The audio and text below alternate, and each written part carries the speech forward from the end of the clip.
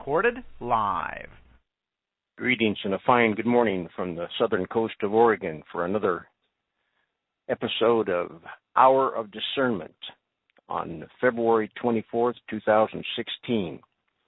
This morning I have a special guest, and he's from Canada, and he's made a documentary on the globalized flat Earth, and he's been on here one other time. And one of the reasons that really struck me when Robbie was on last time in his documentary that he has, The Global Lie, it's the only one up on the internet that gives you the history of the Copernicus revolution, and it gives you the history and the root of evolution. And this, because Copernicus revolution caused Darwinism. It was the birth of Darwinism and the pseudosciences, and actually the birth of the new religion, and that is space science. And I call it space science.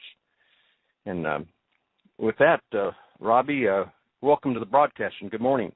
Yeah, good morning to you, Walt. Thank you very much for having me on. Well, I first of all, I want to my listeners have heard me. I've said this yesterday, but listen. What is the definition of the Copernicus revolution? This comes out of the encyclopedia. It's the dethronement of the Earth from the center of the universe caused profound shock. The dethronement of the Earth from the center of the universe caused profound shock. No longer could the Earth be considered the epitome of creation. The successful challenge to the entire system of ancient authority required a complete change in man's physiological conception of the universe. This is what is rightly termed the Copernican revolution. And from a biblical viewpoint, Professor Hansen, he cuts through the verbiage, because I'm reading this out of The Earth is Not Moving. The Earth is Not Moving by Marshall Hall. And the Professor Hansen cuts through the verbiage and says, the Copernican revolution upon which modern everything rests in a revolution against the authority of the Bible. I mean, I think this is so important. The Copernican revolution upon which modern everything rests is a revolution against the authority of the Bible. The debate was and still is over the Bible.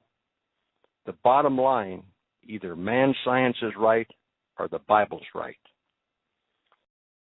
And Robbie, when you put your documentary together, what made you put it at the head of the first part of your documentary? Your thoughts? I think it's so important to address the lies that are in this world, and I think while many in the church clearly saw the lies of evolution with Darwin, it was like they were attacking the branches of a tree, but they weren't looking at the root. And I just look at, like, if you follow the chain back and you find out, well, where did evolution come from? Well, you get the Big Bang heliocentric universe. So you have to start questioning, you have to be critical of, just the models. And I think, so many of us have just taken for granted that, everything they've said, that, up in the sky, our solar system, that this is indeed fact and this is true. This is, they say, scientifically proven.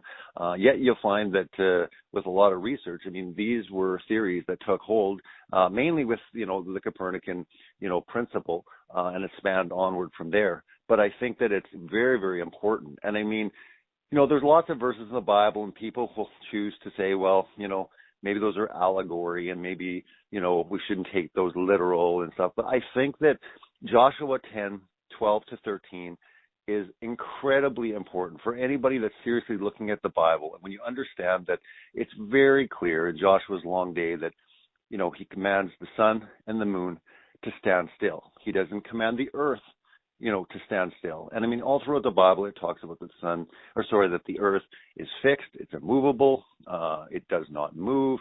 I mean, there are so many references talking that the earth just doesn't move. And I mean, in the documentary from Copernicus, even with Nietzsche's, quote saying that, when we unchained the earth from the sun is when we really killed God. And I think that when you understand that if we're just a speck, flying around endless galaxies in the solar system, somewhere in the Milky Galaxy, I mean, it basically makes us insignificant. And I think that's the biggest thing that science, when they find, in all of their observations and tests, they do not want to admit that we're special, that we are geocentric. So, with the Satan and his lies, wanting to discredit the Bible, we have just been fed what they've said is this truth, and we've taken it, but what it's done is it's completely gone against the Bible. So therefore, most people that are looking to the Bible, they start questioning their faith. They say, well, okay, if the Bible was wrong here because the men really didn't know what was going on, well, maybe they were wrong about other things. So the infallibility, with the Bible completely starts, tearing apart. And again, this is Satan's agenda, is to destroy the foundations of the Bible, of the Word of God, and that's why this topic is so important. Well, also, in a past broadcast, somebody in the texted in that. How do you answer this and approach this when somebody says, Josh, that was just a fable? When they're saying it's a fable, well, I mean, it's very, very clear. I mean, how can it be a fable when it actually is not only talking about two specific places, Ajalon, it's talking about Gibeon. And what's really interesting is it actually says that the sun, when the sun and the moon stood still, they stood over certain places, which would give you the understanding that these are above us, that they are straight above us. Again, this is kind of the debate, is whether are you going to take the Bible, as poetry or figuratively, or are you going to take it as the literal word of God, that these are actual places? I mean, some people will comment and critique, different times and people in the Bible. For example, they will bring up Adam and Eve, or they'll bring up Noah, or they'll bring up, but you have to understand that if you're going to basically say that you're a Christian and you're a follower of Jesus Christ, Jesus himself talked about these people as literal people. He talked about places as these were actual places. So I think that we have to seriously look at that of, the Messiah, Jesus Christ, talking specifically about these. I mean, Jonah, some people say that that's silly. I mean, how could a large fish, swallow a man? But Jesus says, as Jonah was 3 days in the belly of a big fish, so will the Son of Man be 3 days in the ground. So again, he's talking as these are literal, specific, real events that took place. And these are not, allegory or poetry or, figurative. Well, I think you answered that correctly, but I just want to add a little bit to it. I think because of all the seminaries and Bible colleges in the academic world, in the pressure of the academic world, and the fact that the Copernicus revolution took the credibility away from the Bible, that I really feel when they come at you with this, they really, and I mean, I'll just be point blank, like Kent Hovind, he just point blank has to jump over that, because it's in there 67 times about motion and geocentric. And the truth of it is, they're not believing the Bible. That's correct. The bottom line. Yeah. And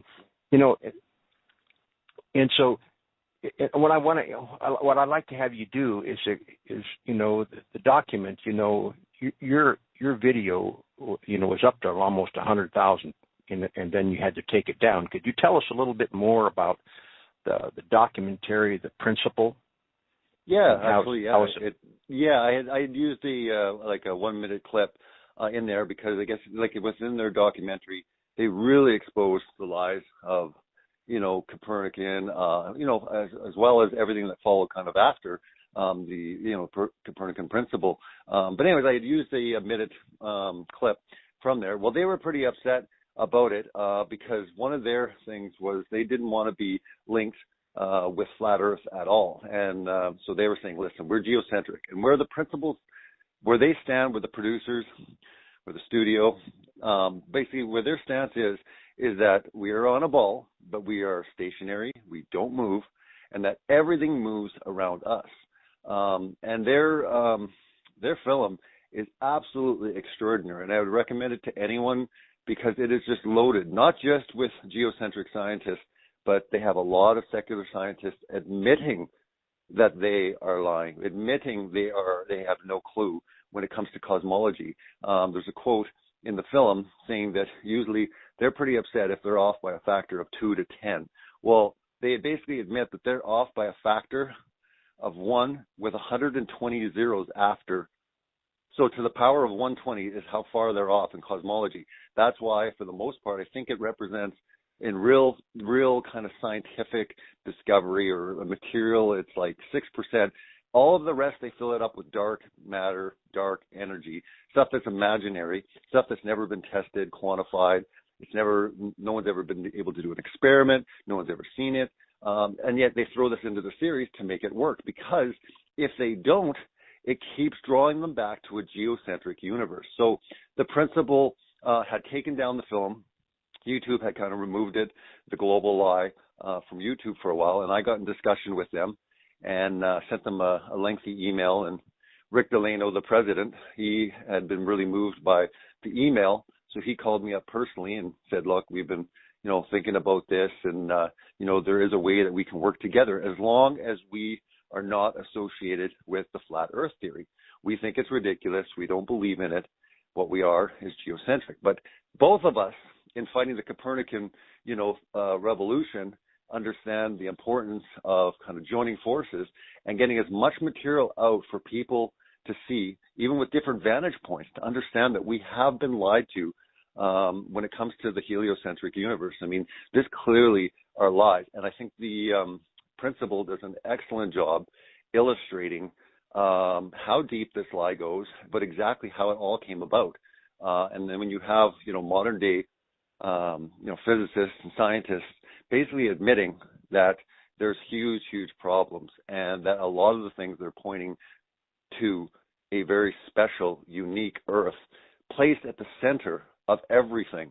And while they don't want to admit that, that's why they go further and further away from it, because at this point, there's too much at stake. I mean, it's in all the textbooks. I mean, think of how many jobs would be lost. I mean, really, you're starting from scratch when you understand that everything that we've been taught is a lie. Well said, Robbie. And since you have a media background, and so you are familiar with Photoshop and different things. And let's talk about, I don't even like to call myself a flat earther, but let's look at some of the like the curvature of the Earth. Sure. Let's look, and you tell me they're using their figures and their numbers. The figures don't figure, and you can't see and we cannot see the curvature that with the dimensions of the Earth that they give us. Would you comment on that? Yeah, absolutely. And I mean, there are experiments being done all over the world, and that's the one beautiful thing about whether it's flat Earth theory, geocentrism, all these type of things. We're applying the real scientific method. And again, this is about testing something, being something that can be repeated, it can be observed. This is what real science is. And for the longest time, questions were all part of science. But basically science has become scientism, a religion, a belief system where it can't be questioned. It's told, no, the debate's over. The science is settled, they'll always say. But it's not settled. And again, we're asking the questions, we're applying the scientific method, we're doing these experimentations. But based on their math, we have huge, huge problems. I mean, there's tests being conducted all over the world right now to basically detect the curvature of the Earth, through a scientific experiment. So there are all of these tests being done, and no one has been able to actually measure the curve of the Earth anywhere. And a lot of people say, wow, we're, so big. But again, with their calculations, not ours, with theirs, I think it works out to 8 inches per mile squared. But what happens, just to give you an idea, at about 12 miles, you're looking at 80 feet below the curvature of the Earth. Well, people are clearly seeing things that they should not be able to be seen. We're actually just about to be conducting an experiment around 12 miles over a frozen lake, because what people understand and know is that water always finds its level. And this is where all these experiments are being done, is across water, because water is flat. We know that. I mean, no one's ever seen curved like oceans or curved lakes. It is flat.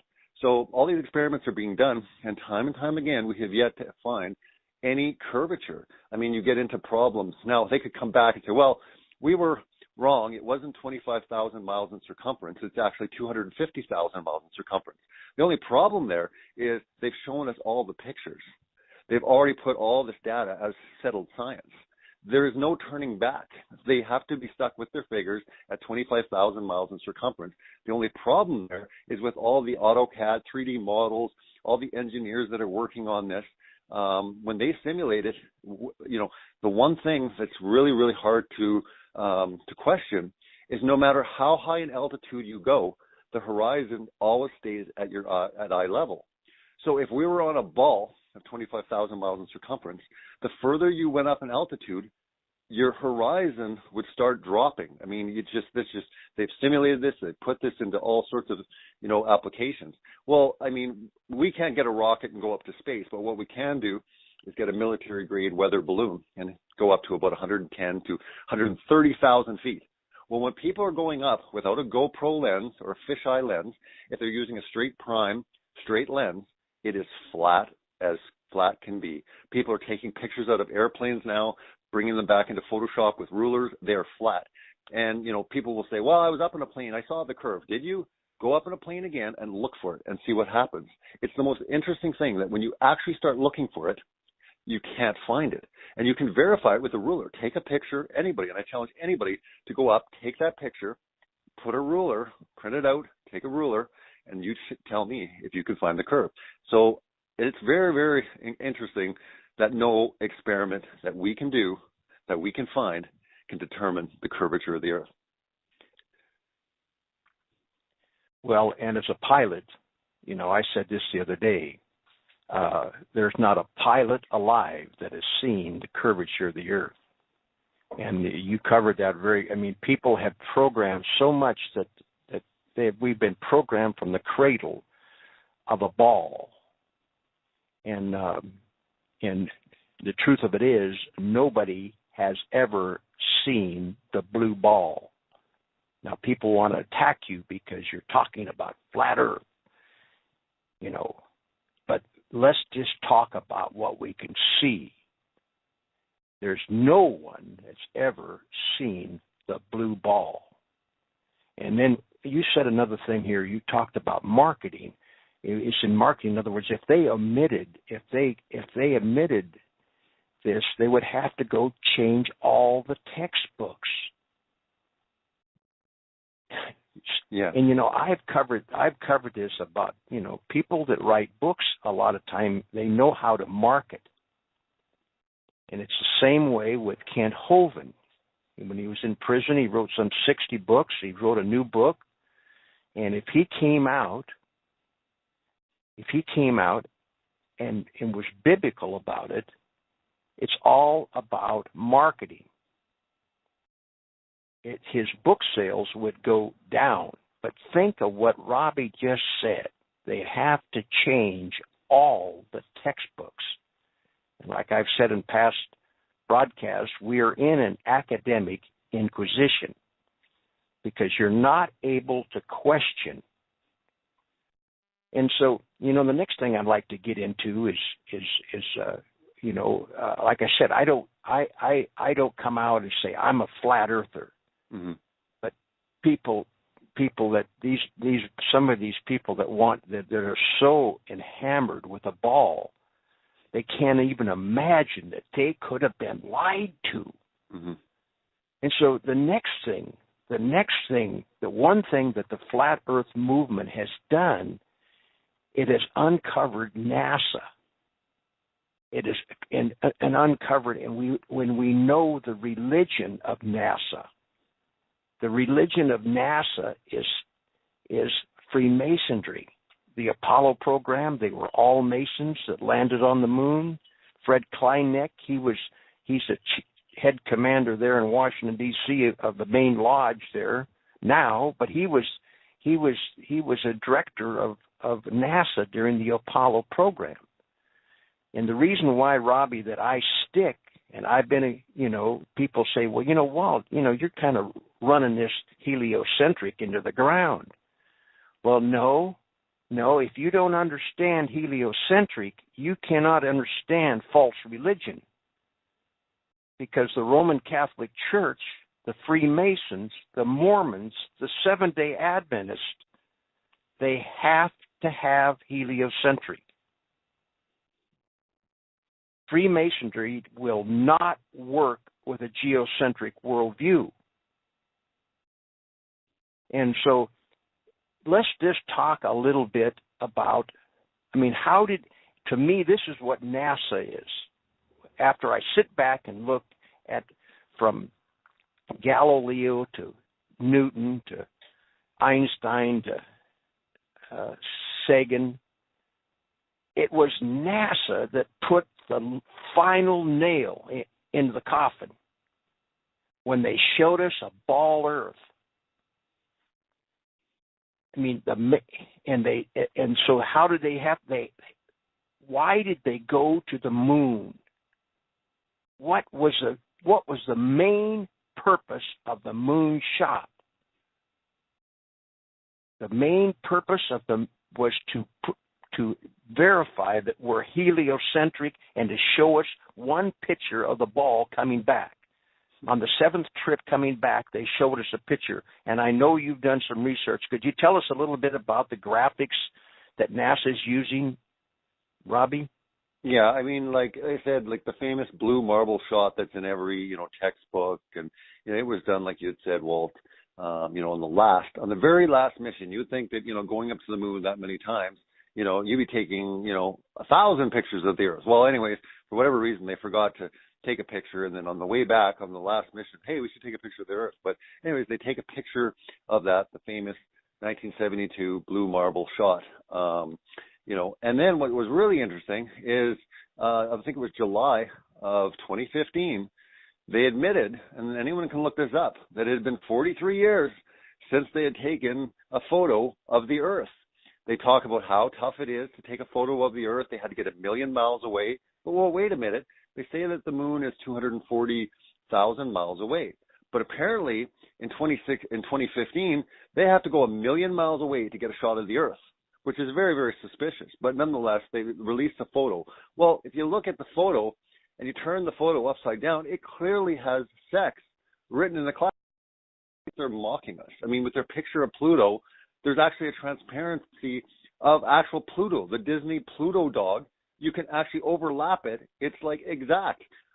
It's actually really surprising, the stuff that they release, and people just, eat it up, say, well, it's NASA. And unfortunately, NASA, and even the whole education system, the science system, they've become like our high priests. They've become, the scholars, the people that, we listen to. We don't question, because they've got all the tools, they've got all the degrees.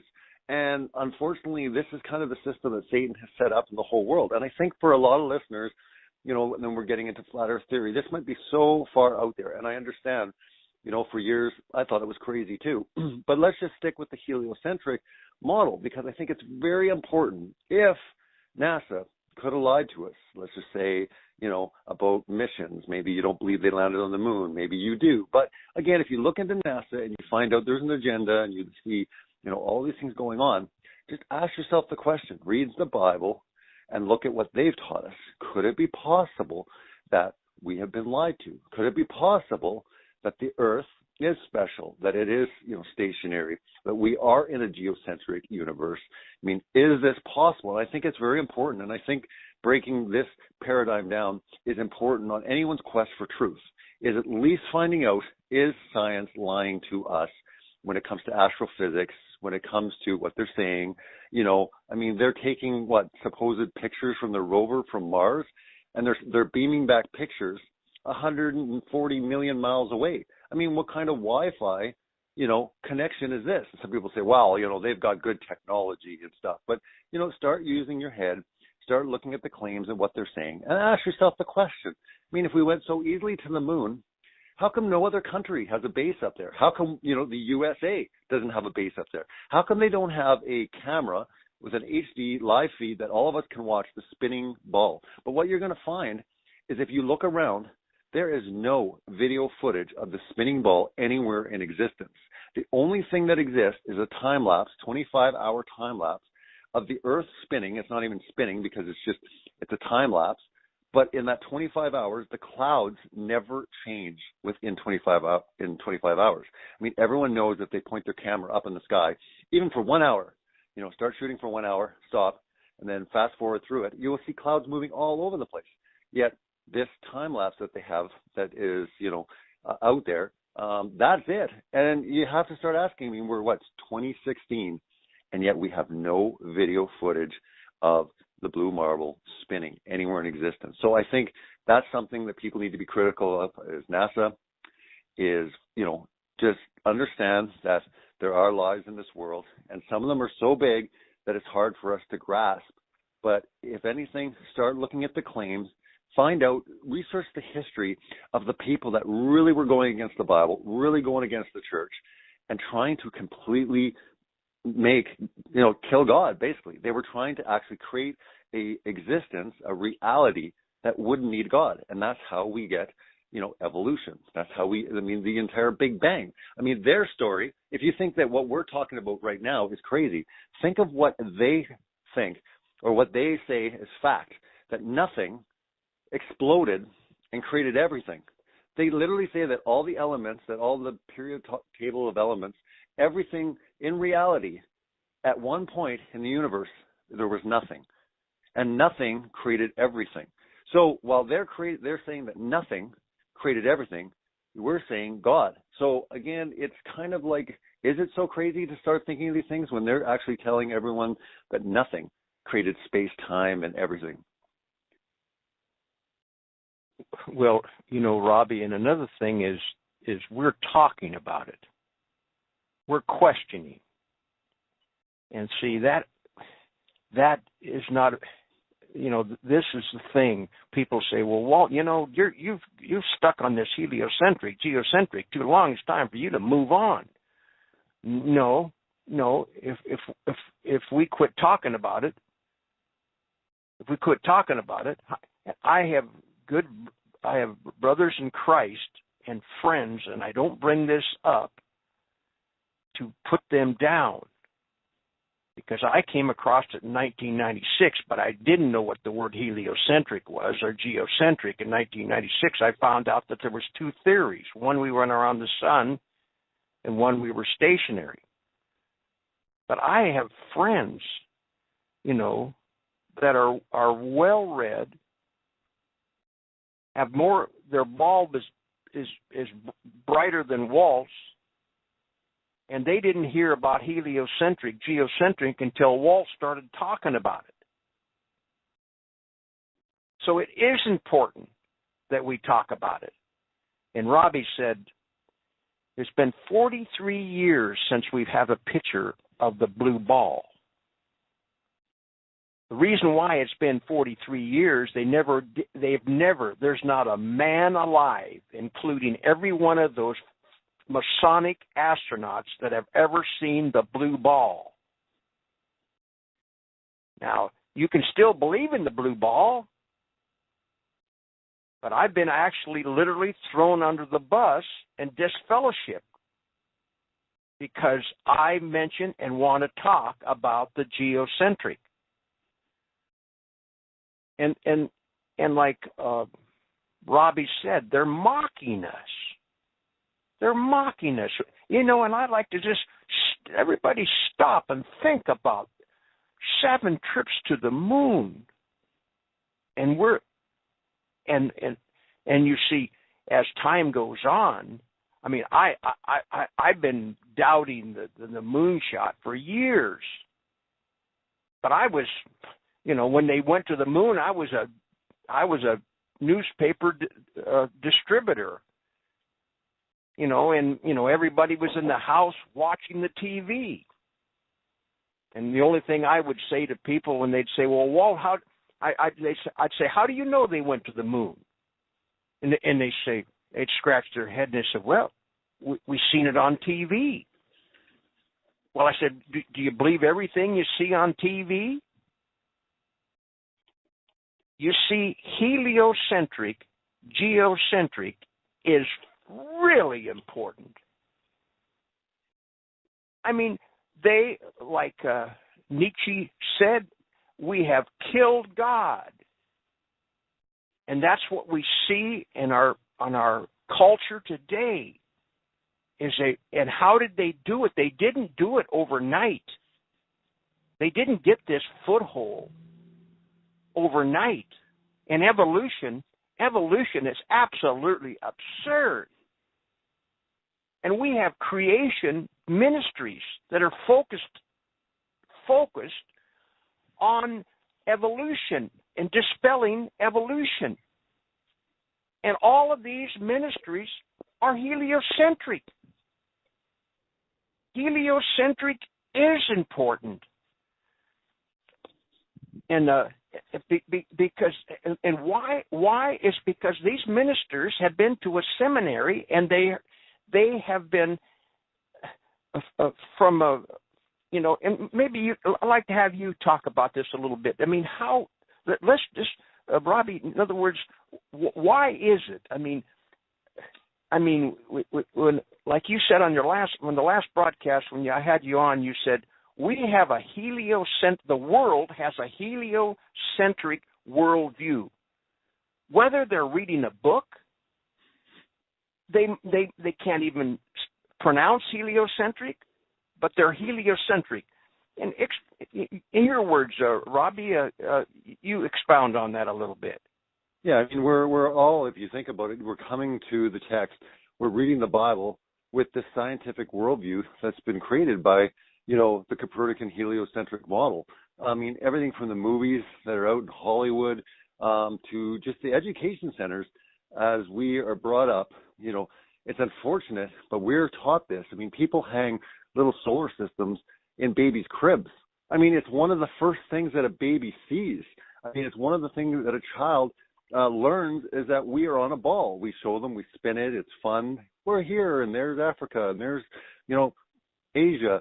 So it's something that children don't even have the capacity to even question. Once we get to an age where we can actually question these things, there is no question because it's fact. It is what it is. So there are no questions. So it is a form of indoctrination. There's a reason why there's a globe in every kindergarten or grade 1 class.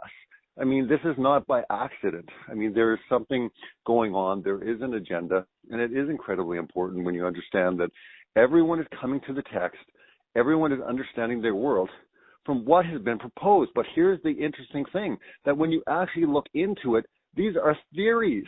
These are not facts. These are not scientific verified, experiments that have been done to get these conclusions. These are still theories, just like the theory of relativity, just like the theory of evolution, just like the theory of gravity. Who in the right mind would ever question gravity? And when I looked into gravity, I was appalled. I was saddened. I was shocked at what I found because, again, it's never been quantified. It's never been tested. It's never been seen. And then all of a sudden, what was it, a few weeks ago, they've detected, NASA releases a brand new announcement. They've detected gravitational waves. And where did they detect them? They detected them like 31 billion light years away. And get this, 31 billion years ago. They actually went into the past to detect them. I mean, think of this logically.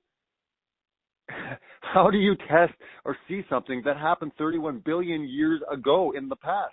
Yet we're reading these things and we're applauding and we're saying, wonderful NASA, and look at this. Isn't this wonderful? Isn't God's creation amazing? It's so huge. And that's the thing that you mentioned with the creation ministries, focusing on evolution. Here's the deal. You really, how does, in most people's minds, how does the solar system affect us? I mean, evolution affects us because it takes out our dignity.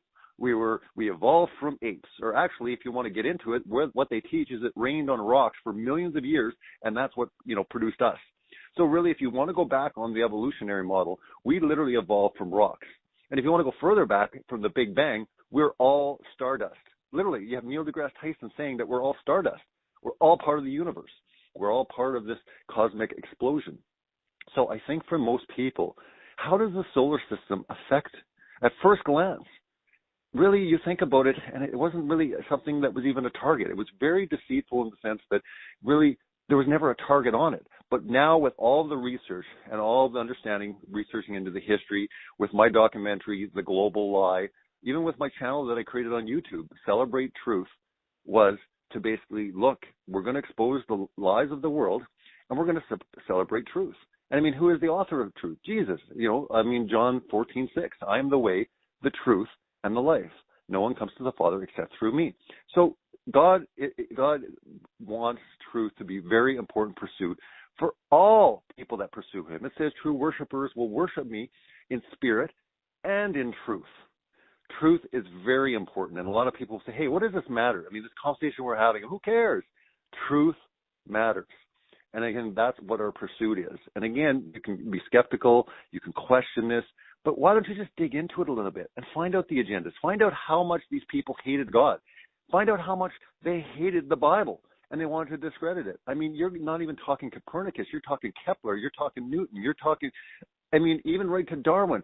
All of the sciences that we see today all came from the enlightenment of the Copernican revolution that happened with his amazing discovery that no, the sun, stays still. And we all, revolve around the sun. But if you actually go back in history, you've got Rome, you've got Greece, you've got Egypt.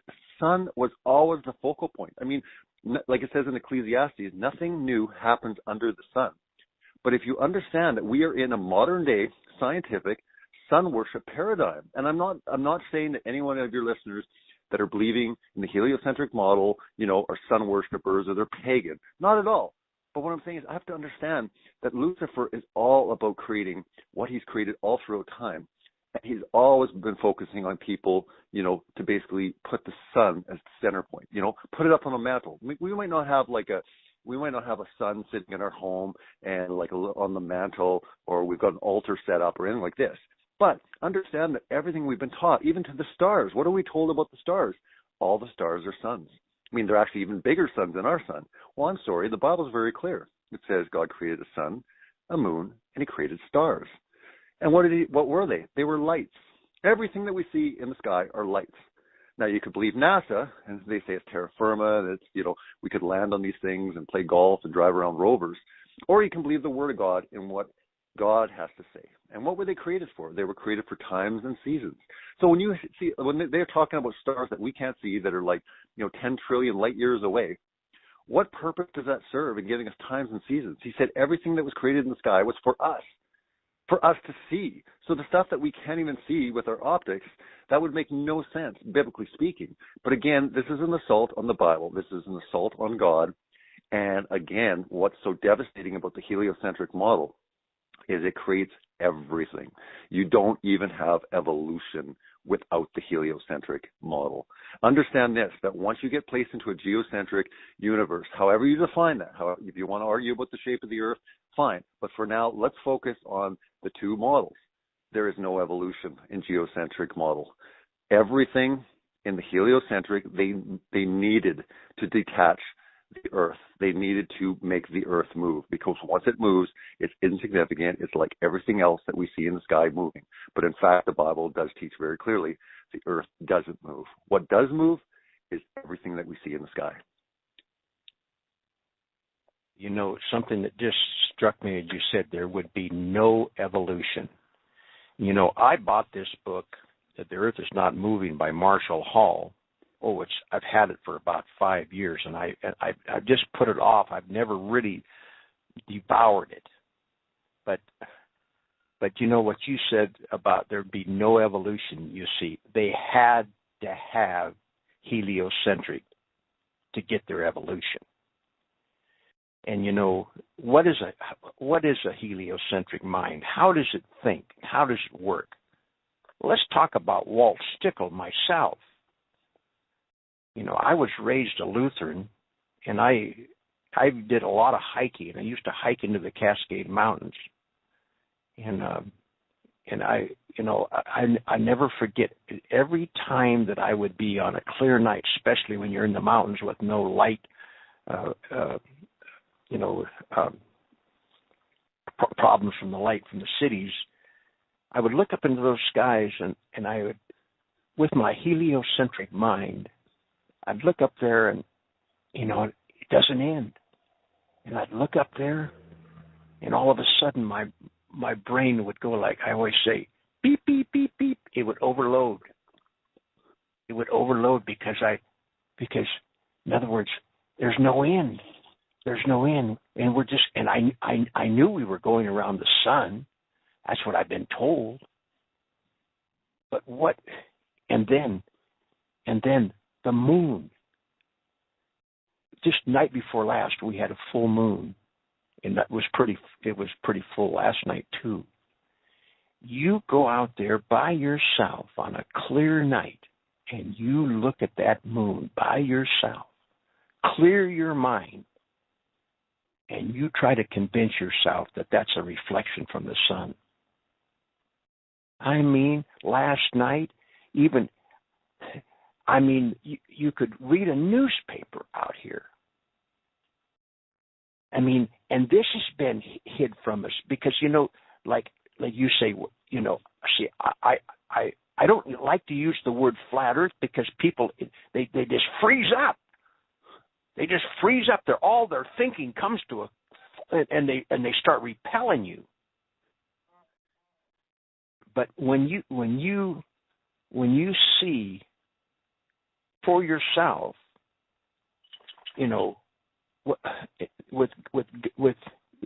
you're seeing how grand God's creation is, and how little that you do know. The more you know, the less you know, and the grander God becomes. But when you destroy it with heliocentric, and like I said, I keep repeating myself because it completely has devoured the academic world. They don't even bring it up for debate.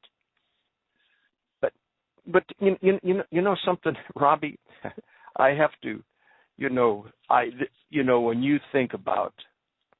And another thing, I wanted to make one other comment is, now this is biblical, okay? God created the firmament, and inside the firmament, He put the moon and the sun. And how has this changed since I understand geocentric in the Bible and how Job describes it? How has this changed my view? Well, now I look up into the sky at night and I'm seeing the top of the dome. I'm realizing that everything that I see is inside the dome. Now, it's how big, I can't tell you how, God created it. It's like the hummingbird. I can't tell you. I can see the hummingbird, but I can't tell you. But I look up, and then yesterday when I look up into the sky and I see a perfectly blue sky, I understand that that's the top of the dome. I had a friend call up, and I can't say this to everybody, but she's a Christian, and she said, how's your day going? And I said, great, I can see the top of the dome. Why is that? How many people have asked themselves, why is the sky blue? Your comment, Robbie? Yeah, I was actually talking to someone just the other day on that, and actually there's been some experiments done that when you actually take a PV pipe or some sort of like cylinder, you put water in it and hold it up to the sun, there is a coloring that is actually there when it comes to water. And again, could it be so simple that really, why is the sky blue? Because there's water up there? But when you read the Bible, right from the Genesis account, the firmament divided the waters from the waters. And I think that most people that believe in the Bible would have no problem with this. They say, sure, yeah, I believe there's water below us, there's water above us. And you get into the flood account, you've got three sources of water. I mean, this is what's really incredible about the flood. Not only is there, water, it's raining from the clouds. It's talking about two other sources of water. The fountains of the deep broke open, and the windows of heaven opened up, and water came down. I mean, there's a lot of water coming down to flood the entire earth, including the highest mountain. This is a lot of water. And again, even just the flood didn't make sense for me on a ball. But again, if you're in a basin or in a tub and filling up, this just makes sense. But again, water being above. Now, some people like Kent Hovind or other theories with the ice canopy theory that, in the flood, the water came down and that was, it. But again, there are places in the Bible after the flood that talk about the water above the firmament. There's still water up there. And yes, I mean, I honestly believe that why is the sky blue? Because there's great bodies of water up there. And again, I don't know the dimensions or, exactly what we're in. But again, I'm looking at the Bible. I'm looking at the scientific experimentation that's going on. I mean, there's some fantastic researchers, researching everything from even sundogs and moondogs. And they're finding that basically a sundog, and for your listeners, they don't understand what a sundog or a moondog, they can Google it. But basically, it's kind of the sun being the center point, and then you've got other sun reflections coming out, beyond the actual center of the sun. You've got different light sources coming out. It's a phenomenon that happens, and it's quite, common. And you can actually go looking for these all over, and you can even see them yourself. But again, the researchers have found that really, they put it in a very smooth glass bowl. And apparently, if they try any other materials, it doesn't work. This has to be a smooth glass, which kind of gets into the firmament and, what the construction of this thing is made of. But anyways, they took a lighter inside and they started putting it closer and further away from the inside of this like salad bowl. And they were creating the actual sundogs. Science has no absolute explanation for sundogs or moondogs. But again, could it be that the sun is being reflective off, the dome or off the firmament? Again, this is what the discoveries they're starting to find. Now, nothing is conclusive. Again, this is all a pursuit for truth. This is a pursuit for real empirical science where it can be observed, it can be repeated. This is true science, and this is what's happening. And they're finding a lot of incredible discoveries when you're getting into light, bouncing off of something, but we've been told that we're in this endless universe. It's way up in space. We're told that the sun is 93 million miles away. Well, there's experiments being done all over the place to support the sun and the moon are a lot closer than what we've been told. So again, while they can bring in their math, for their ball or their model, we're finding a lot of science to support the fact that if you bring these things closer and you get more into this type of constructed worldview, the math is starting to work as well too. So I just think that this is a big delusion. I think that, some people say, well, why? Why in the world would they lie? And we've already got into that with, Satan's agenda and kind of trying to kill God and trying to create a reality that doesn't need a God. It can just be started with a bang and an endless universe with these planets that are balls that formed.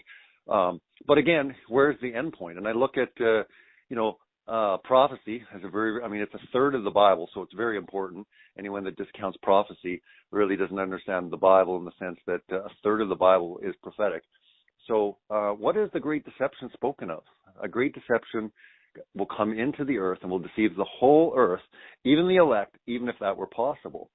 So I'm looking at it and I'm thinking to myself, they talk about the one world religion, the one world government. But again, the one world religion, there's things that say, oh, it's a Catholic Church, or they say, oh, it's Islam, but I'm starting to think that could it be somewhat combined in the fact that really the one world religion right now in my eyes is science.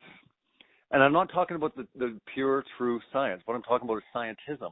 But everyone on earth not only believes this, they believe it as reality and as fact because it's been proven. So Lucifer had a long time not just to bring in a belief system, but he could deceive the world into fact. This is reality. Sorry, you want to debate it, you want to believe something, that's fine, but this is what's true. This is what's reality. So I'm thinking that part of the delusion could bring in a very scientific worldview type deception. And here we go with, aliens. And again, some people might laugh and think, oh, that's kind of funny. But if you look at Hollywood, even if you look at the astrophysicists, if you look at even Richard Dawkins admitting that if there is a creator, then it has to be some evolved life form through Darwinian means that evolved very, very, highly beyond us, and at some point planted us, put their DNA into a monkey. But I do believe that basically this deception, when the Antichrist or when they come, when they give us the answers, all the answers, all these missing links will all be there. And again, we will be ready to accept it. And I say we as in kind of like the world, because again, it will all make sense to our brain. It makes sense. I mean, most people that believe in the heliocentric Big Bang universe, I think most people are coming to the understanding it's very plausible there's other life forms. And I think for Christians to start bringing that into the Bible, and I did for a long time, I'm like, okay, well, if there's other life forms, Satan didn't fall to their planet, so therefore they're not fallen. And Jesus only died once and once for all for us. Therefore, they don't need a savior. They're pro-God. So if they're pro-God and they walk and talk with the Lord, then God wouldn't allow them to come in and confuse us even more than we're already confused.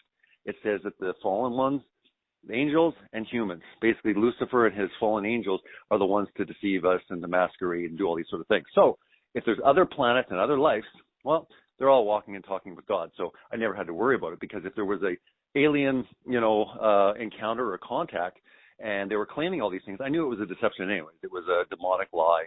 But you can see how the heliocentric Big Bang universe starts creating a belief system that, yes, it's very plausible. And if you look at Hollywood, most of these alien movies now are not invasions. They're here to help us. They're here to give us the answers. They're here to save the planet, because they've been watching us and we're so stupid we're going to blow up the planet, or we're going to destroy what we're on. So they're coming to intervene. They're coming to be our saviors. They're coming to give us the answers. And it says in the Bible, it says that when the Antichrist comes, he will come with all lying signs and wonders. And I mean, you have to think about this. To deceive the whole world, this is a grand deception. This is something so big, because we got special effects, and we're skeptical people. So in order to actually pull this off, you have to program. I mean, you have to have something in place for centuries. Kids, parents teaching their kids, and their kids teaching their kids.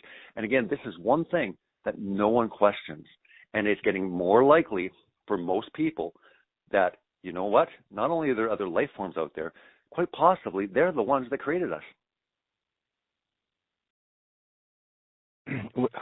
Well, they're definitely, I mean, the mindset that they've used through the TV and the academic world, the world is ripe for us to be deceived big time.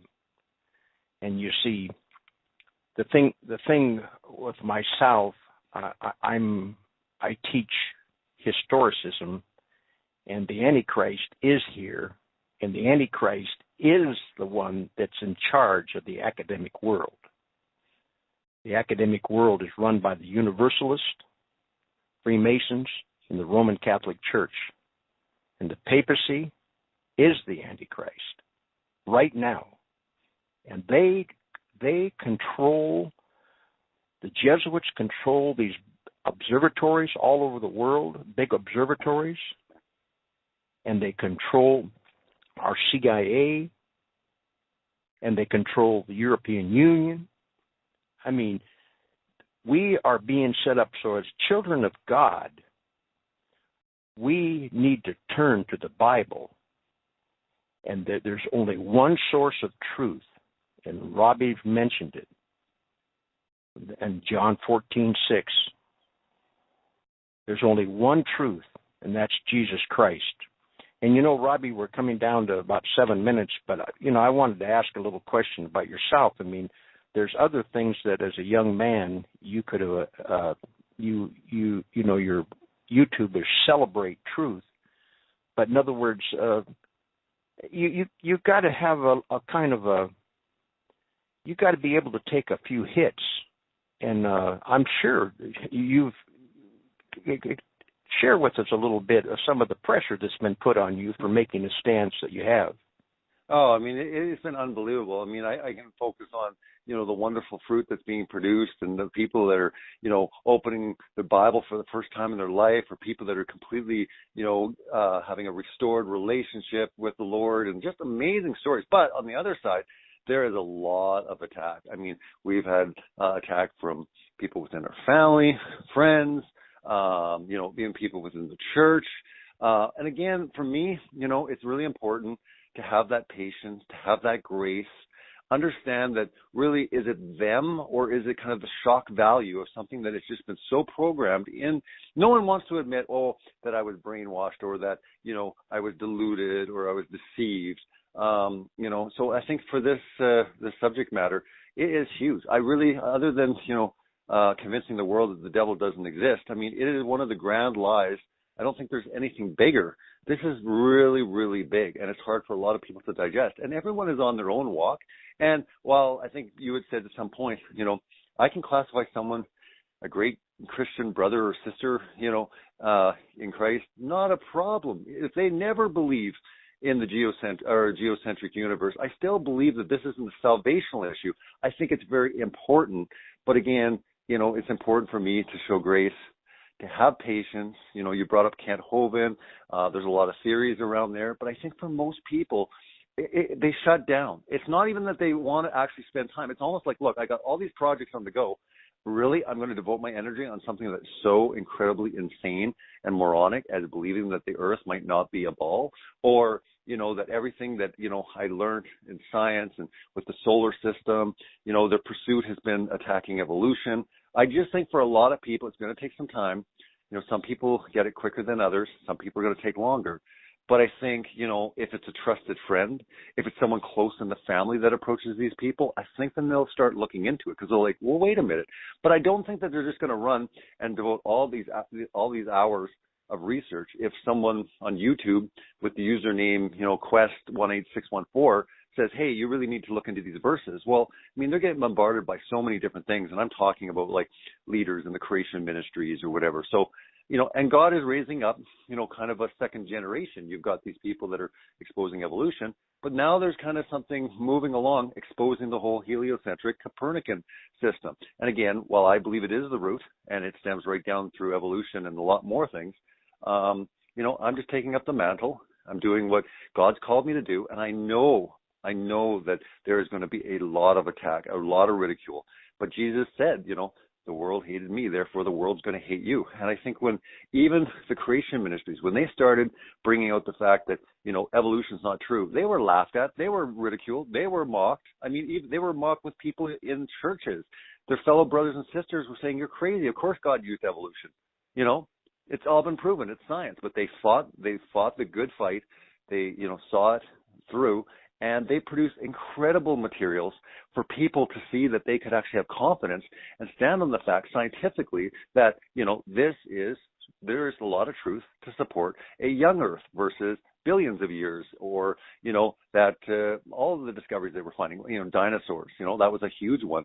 And there was a lot of great ministries going into, exposing the fact that, dinosaurs were like in the Bible, and that there were sediment tracks where there were dinosaur tracks and human tracks in the same level of sediment. Yet that all of a sudden goes missing. You don't see mainstream science talk about these discoveries because it really hurts their whole model of the whole Big Bang, heliocentric, Copernican, system. So again, we're going to press on. We're going to continue because again, there's work to be done, and people can reject it, laugh at it, mock it. But as more and more stuff comes forward, and people really have that quest and that desire, and if they seek truth, they'll find it.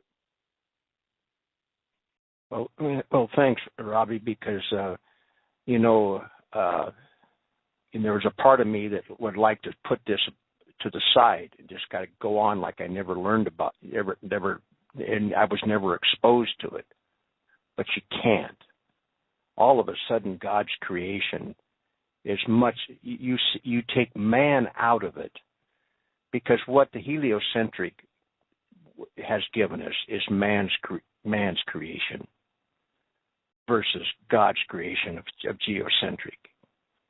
And I really appreciate you coming into the broadcast, Robbie, and I just want to give you all the encouragement, because I think this. Now we talked about geocentric, but heliocentric is the center.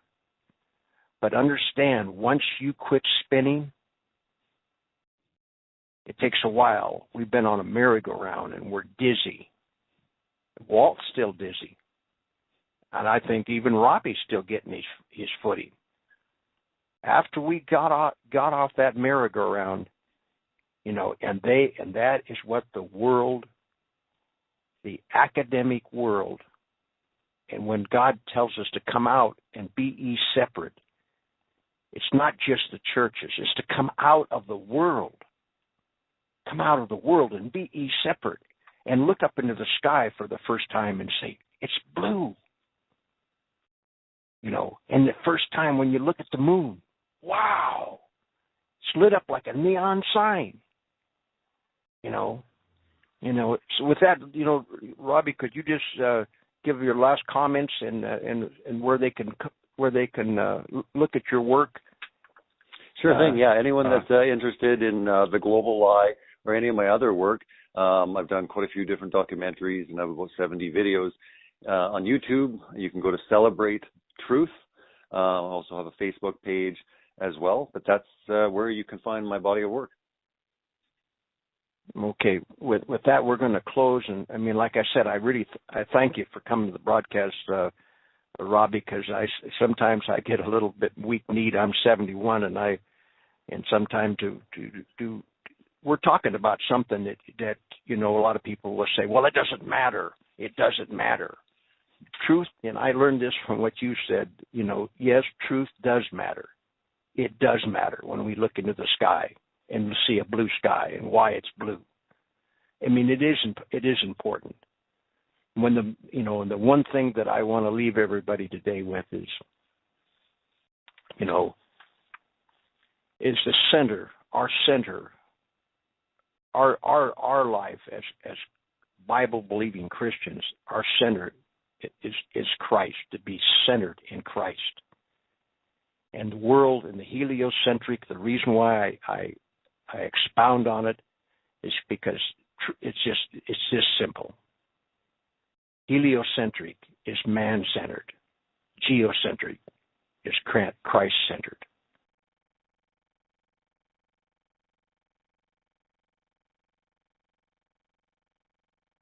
Cuts to the verbiage and says, the Copernican revolution upon which modern everything rests in a revolution against the authority of the Bible.